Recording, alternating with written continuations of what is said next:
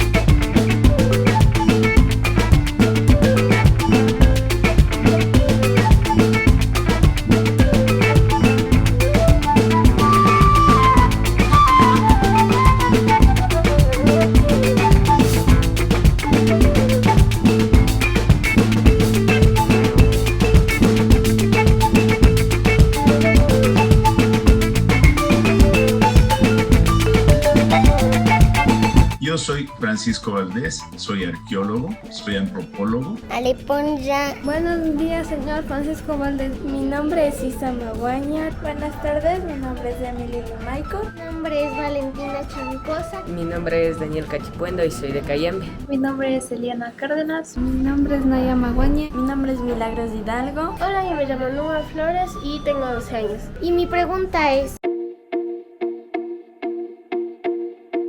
El arqueólogo comprende cómo la gente vivía estudiando el paisaje, buscando los vestigios del pasado. Cuando tiene suerte puede encontrar lo que nosotros detectamos en un sitio que le hemos dado el nombre de Santa Ana la Florida. Es un nombre que corresponde no a la localidad donde vivían los antiguos. Es un nombre que tuvimos que darle nosotros, correspondiente a los barrios de una parroquia en Zamora Chinchipe, cerca en el cantón Palanda, ¿no? Palanda es una palabra que vamos a oír a menudo, es del cantón Palanda en Zamora Chinchipe. Y uno de los barrios se llama Santana y otro barrio se llama La Florida. Pero el sitio que encontramos donde los antiguos habían vivido se encontraba justo en el límite de los dos.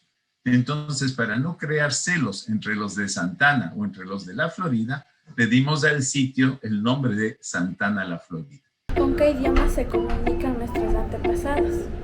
No conocemos la lengua que ellos hablaron, porque este sitio tiene una antigüedad muy, muy grande. Es un sitio que pertenece a una cultura que no se conocía, así como hemos hablado, ustedes han hablado ayer, de la cultura Valdivia, de la cultura chorrera, de la cultura otavalo, de la cultura de los caras, de la cultura de, en fin, tantas culturas que hay en el Ecuador precolombino.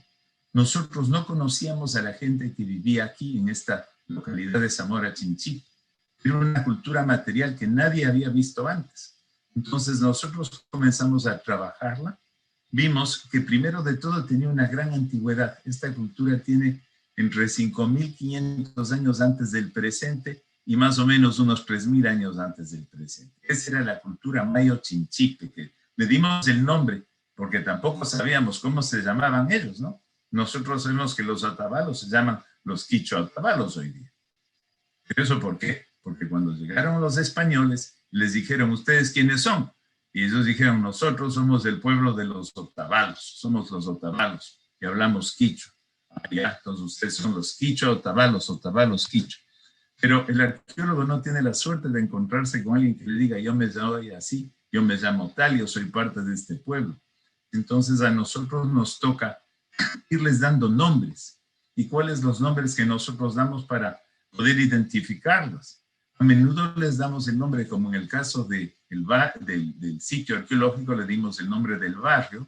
Aquí le dimos nosotros el nombre del río, el río Chinchipe. ¿Y por qué será? Porque Mayo en lengua quichua o en lengua quechua significa río. Mayo Chinchipe significa río Chinchipe. Este sitio era una aldea, era un pequeño pueblo, donde había unas 40 casas. Fíjense aquí en la foto, hay unos círculos. ¿Ven esos círculos?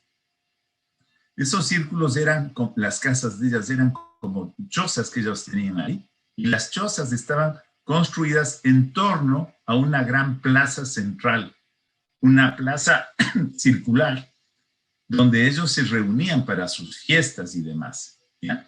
Entonces, eso fue muy interesante, porque había evidencia de arquitectura que tiene 5.000 años. Los hombres construían casas, pero en esa época también construían tolas. Ustedes saben lo que son las tolas. Son plataformas, son colinas artificiales, son colinas hechas por la gente. Aquí tenemos, por ejemplo, una fotografía de una de estas plataformas o tolas, llamémosle, muy grande, que era construida con piedra y tierra. Y era una construcción bastante complicada, porque tenía formas circulares, ¿ya? La arquitectura es hecha por gente que conocía muy bien los materiales y cómo unirles. Eran arquitectos, pero al mismo tiempo eran ingenieros. Sabían construir para que dure. ¿Y por qué digo esto? Porque esta arquitectura de ellos ha durado más de 5.000 años. Sobre la cima de la tola había una casa, ¿no? Una casa que nosotros le hemos llamado el templo. Y debajo del templo nosotros encontramos varias tumbas. ¿Qué reliquias adoraban en ese tiempo los precolombianos? Dicen a menudo que los arqueólogos buscan huacas. Ustedes han oído ya de la palabra huaca. En principio, huaca no significa tesoro. En realidad, huaca significa algo sagrado. Significa algo de los antiguos, algo de los antepasados. Una huaca es algo importante para nosotros, los arqueólogos, y yo creo que para los quichuas de Otavalo y de otras partes, la huaca no solo es un tesoro, la huaca es algo sagrado. Nosotros encontramos varias huacas en el sitio arqueológico. Y estas huacas son muy ricas, ¿por qué? Porque nos dieron muchísima información. La tumba principal era una tumba que estaba excavada a 2,30 metros de profundidad desde el piso del templo. Del templo se bajaron una especie de pozo y al final del pozo pusieron una cámara, un cuarto funerario donde pusieron a los muertos. Concretamente en esta que nosotros excavamos encontramos restos de 2 individuos y alrededor de ellos, y eso se puede ver aquí, aparecieron montones de cosas que la gente había enterrado para que les acompañen a los muertos a la otra vida. Habían recipientes donde habían bebidas, habían otras ollas donde habían restos para la comida, habían las joyas con las que ellos estaban vestidos, habían instrumentos que ellos utilizaban en su cotidianidad. Es decir, todo lo que a nosotros nos permite tener una idea de cómo era la vida de ellos, lo encontramos ahí. Y cosa increíble, dentro de la huaca, dentro de la tumba que nosotros encontramos bajo el templo en Zamora Chinchipe, salieron cosas increíbles como esto. Probablemente ustedes ya saben lo que es esto, ¿no? Esto es un pututo. ¿El pututo qué es? Es un caracol marino. Es algo que viene del mar, es una concha que viene del mar. Pero el mar en la Amazonía no está muy cerca, ¿no? Si tenemos una línea recta desde Zamora Chinchipe hasta el mar, hay unos 300 kilómetros. Pero no solo hay 300 kilómetros, hay toda la cordillera de los Andes que separa lo que es la Amazonía de lo que es la costa del Pacífico, de donde vienen estas conchas. Estas conchas salieron de la tumba de Zamora Chinchipe. Y estas conchas tienen una edad aproximada de casi 5.000 años. Es decir, que hace 5.000 años el hombre de la costa tenía contacto con gente de la Amazonía y forzosamente pasaban a través de los Andes. Hace 5.000 años la gente de la cultura mayo chinchipe tenía contactos regulares, tenía lo que nosotros llamamos una interacción, tenían relaciones de parentesco quizás en algunos casos, o de amistad con otros, o de comercio con otros, ¿no? Con gentes de la sierra, con gentes de las montañas y con gentes de la costa del Pacífico. ¿Y cuáles son las pruebas? ¿Por qué me permito decir yo eso? Porque en la tumba que nosotros excavamos, en las tumbas nosotros encontramos conchas marinas. El pututo, que le vemos aquí todavía enterrado, ¿no? Que es esta concha marina, el caracol marino, que tiene un nombre científico que se llama Strombus, ¿ya? Pero es una reliquia sagrada por muchas situaciones. Es sagrada porque sirve para llamar a la gente a una congregación, pero también es sagrada porque representa las deidades, una de las deidades de los tiempos antiguos, ¿no? Pero el Spondylus es una de esas conchas también sagradas, y aquí tenemos una imagen de la concha Spondylus. Nosotros encontramos también vestigios de la concha Spondylus en las tumbas de la Amazonía, lo que refuerza la idea de que esta gente tenía contactos con la costa. Entonces, estas tumbas fueron bien interesantes porque ahí adentro se encontraron restos de los seres humanos muy, muy deteriorados. ¿Ya? Aquí, por ejemplo, vemos dientes, vestigios de los huesos de hace 5.000 años. Aquí no se conservaron. Pero alrededor de lo que fue el cuello de esta persona que encontramos, no sé si alcanzan a ver unas pepitas verdes, son cuentas de turquesa. Después reconstruimos y aquí está el collar. Y salen estos recipientes. Y son curiosos estos recipientes. Fíjense la forma. Esto es una botella que tiene un pico y el pico tiene unos 2 tubitos a los lados por los cuales pasa el contenido de la botella. Ahora fíjense la forma de la botella. Es bien curiosa. Luego vamos a ver. Al comienzo uno dice, esto es un zapallo, parece un zapallo, es la botella en forma de un zapallo. Pero también, como vamos a ver luego, tiene la forma de ¿qué? De una pepa de cacao. Más que de una pepa, de una mazorca de cacao. ¿En qué se basaban para hacer sus figuras cerámicas? Fíjense cuántos objetos encontramos ahí en este sitio. Cuántas botellas, y todas tienen estas formas bien interesantes. Hay unas que tienen formas de calabazas, ¿no? Esto que estamos pensando que es una mazorca de cacao. Hay otras que son formas geométricas, ¿no? Una botella normal. Hay otra que tiene la forma, y esto es chistoso. ¿Qué parece esto? Para los que hablan inglés, esto parece una dona, un donut, ¿no? Parece una boya. Cuando uno se va a la piscina tiene una boya. Y es curioso, ¿no? Es una forma circular con estas asas, estos tubitos. Y hay esta otra que es la más curiosa de todas. Es una que tiene caras humanas. Tiene 2 lados, tiene una cara aquí y otra cara al otro lado. Esta botella es muy especial. Primero, es algo estéticamente muy bello, ¿no? Fíjense la delicadeza en la cara. Estas son las 2 caras de la botella. Las 2 no son iguales. Es un ser humano, no hay duda alguna. Aquí está la concha Spondylus que le vimos hace un rato.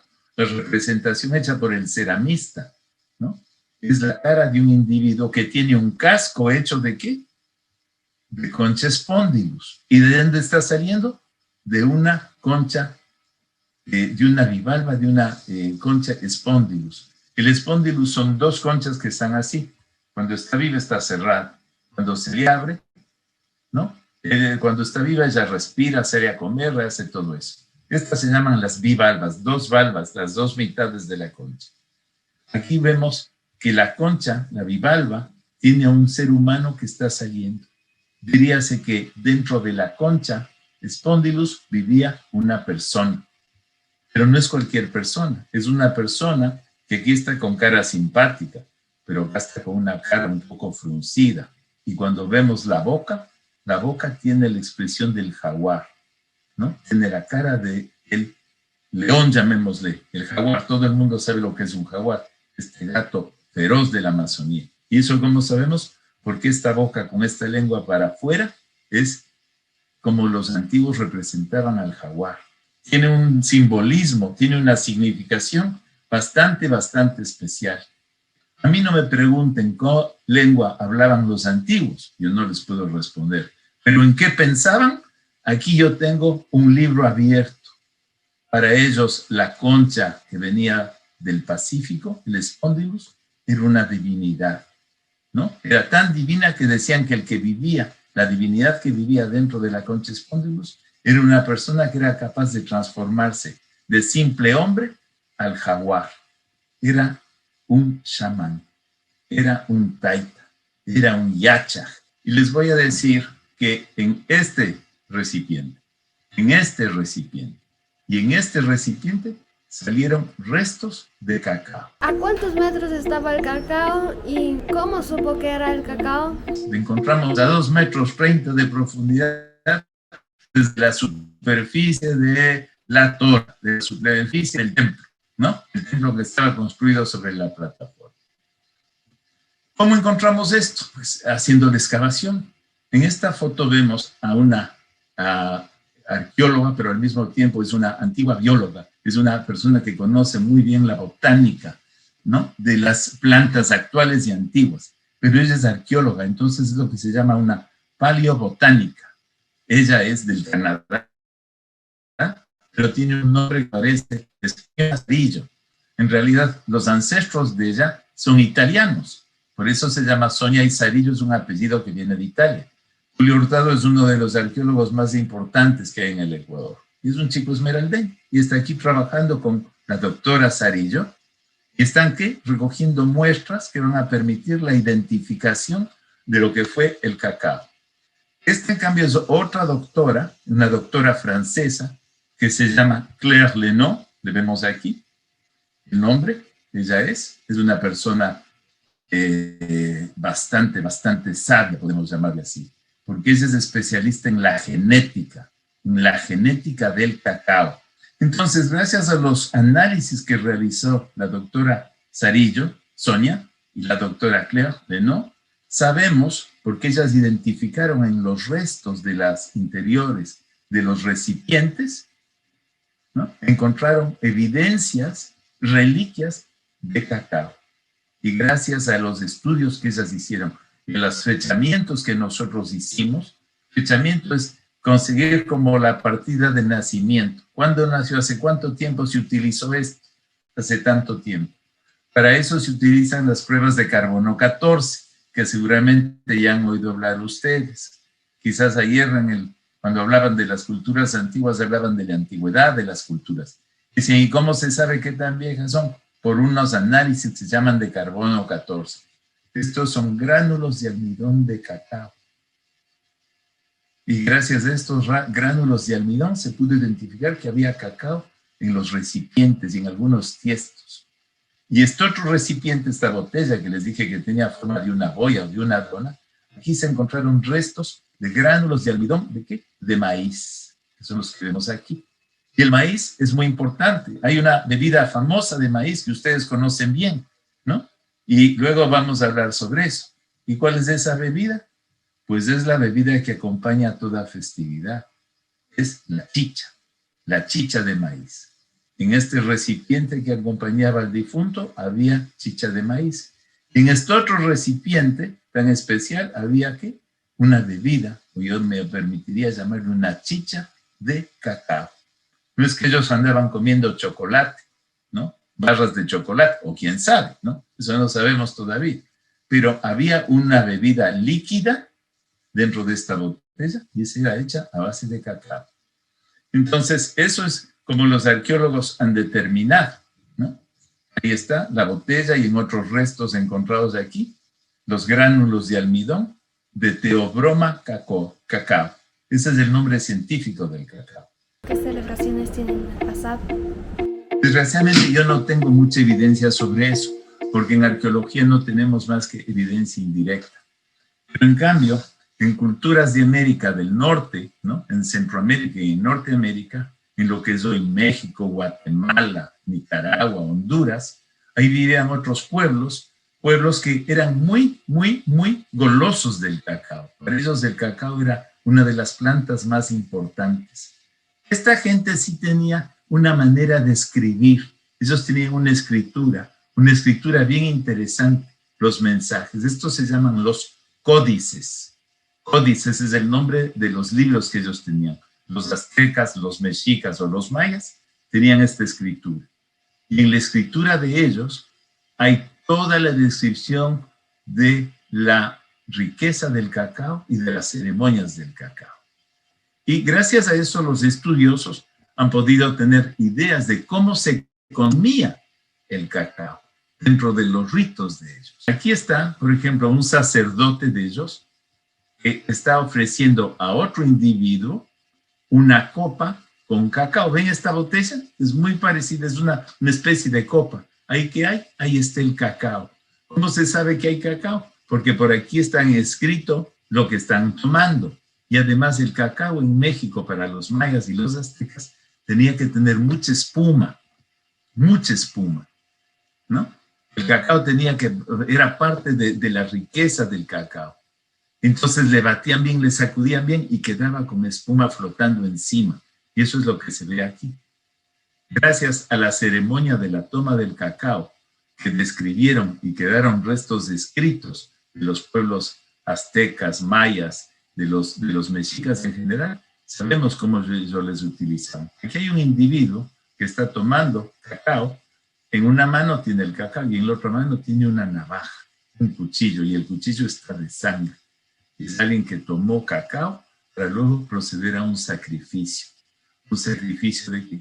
Probablemente de un ser humano, ¿no? ¿Cómo se vestían las mujeres en esa época?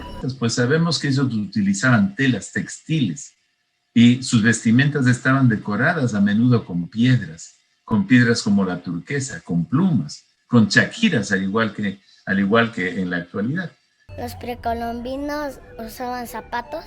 Sabemos que usaban, como en la actualidad, alpargatas, ¿no? Zapatos fuertes y duros, probablemente no de cuero, quizás no tenemos evidencias de aquello, ¿no? Pero podrían haber tenido algo parecido a lo que tienen los indios de Norteamérica, unos como zapatos o como unas cosas de madera para protegerse cuando están en el frío, ¿no? Para los pisos muy pedregosos, ¿no? Todo eso es muy posible, ¿no? ¿Los precolombianos tenían baño? Naturalmente que tenían baño. A veces el baño, el sanitario era la naturaleza. Se iban por ahí a la yacta a fertilizar el jardín y la huerta. Y el baño de la ducha, pues habían los ríos, ¿no? Y el baño para ellos era un aspecto importante, la purificación. Ellos mantenían una higiene muy, no exactamente como la nuestra, porque eran un poco distintos, pero ellos cuidaban mucho de su apariencia física y se bañaban y se limpiaban. Mi pregunta era si el señor Valdés va a seguir excavando aquí en Amazonía o si tiene algún proyecto para el futuro aquí. Bueno, yo creo que mi destino va a ser siempre trabajar en Ecuador. Yo he trabajado en México, he trabajado en Francia, he trabajado en distintas partes, pero yo soy ecuatoriano y yo creo que lo que me queda de vida útil va a ser para trabajar en el país, ¿no? Hemos abierto puertas, ¿no? El primer artículo que yo escribí sobre la cultura mayo chinchipe se llamaba La puerta entreabierta. Es decir, descubrimos algo que nos permite profundizar en el conocimiento. No puedo yo retirarme con la puerta entreabierta. Tengo que abrir más la puerta para tener mayor conocimiento.